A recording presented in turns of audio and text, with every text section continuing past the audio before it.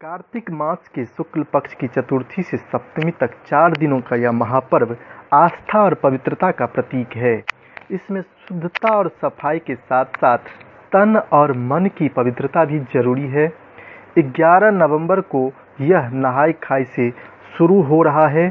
12 नवंबर को खरना मनाया जाएगा।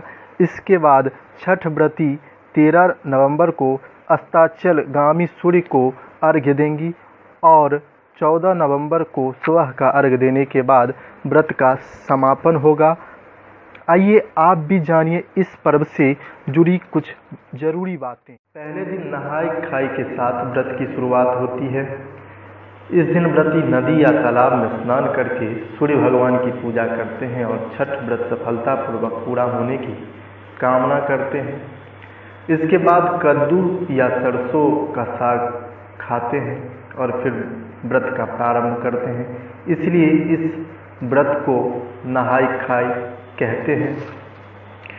कद्दू और सरसों के साग को शुद्ध और सात्विक माना गया है। कहते हैं कि इस प्रकार का भोजन ग्रहण करने से भक्त सच्ची भावना से व्रत को पूरा कर पाते हैं।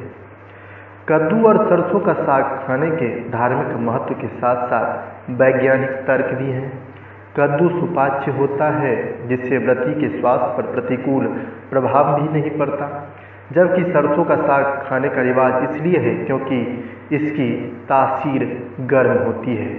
छठ पूजा में व्रती को लंबे समय तक जल में रहना पड़ता है, इसलिए सरसों का साग गर्म होने से सर्दी जुकाम का असर कम होता है। यही वजह है कि व्रती सरसों का साग खाकर अपना व्रत शुरू करते हैं।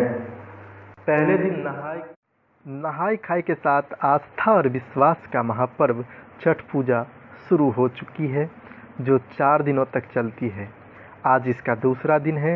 इस दिन खरना व्रत की परंपरा निभाई जाती है, जो कार्तिक शुक्ल की पंचमी तिथि होती है।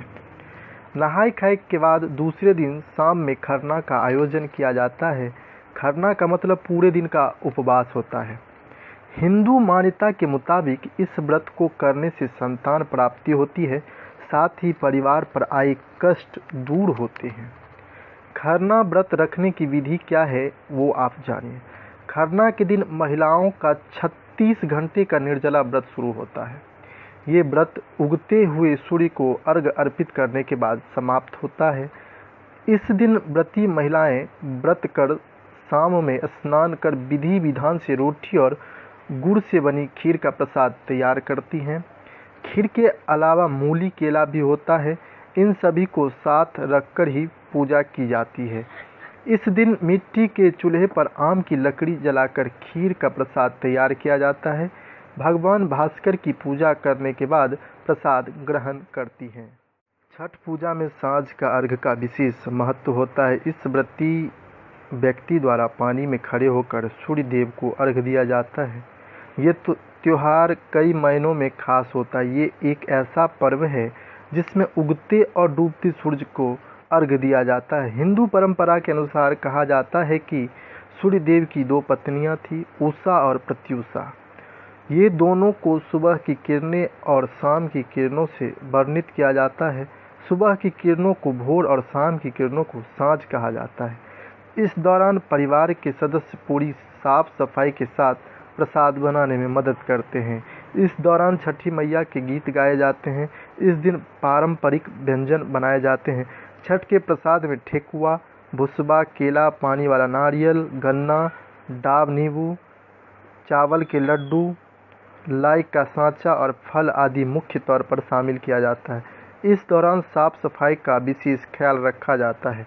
शाम के वक्त बांस की टोकरी में अर्घ्य का सूप सजाकर व्रती अपने परिवार और सगे संबंधियों के साथ सूर्य को अर्घ्य देने घाट पर जाते हैं। इस दौरान व्रती जल में खड़े होकर डूबते हुए सूर्य को जल और दूध का अर्घ्य देते हैं। इस दिन भी व्रती कुछ नहीं खाती हैं। छठ के अंतिम दिन सूर्य को अरुण बेला में अर्घ्य दिया जाता है। यह अर्घ्य सूर्य की पत्नी उषा को दिया जाता है। ये अर्घ्य देने के साथ ही छठ पर्व का समापन हो जाता है। इस अर्घ्य के बाद महिलाएं जल पीकर और प्रसाद खाकर व्रत खोलती हैं। छठ का केवल अंतिम अर्घ्य देने से भी पूरी होती है मनोकामना।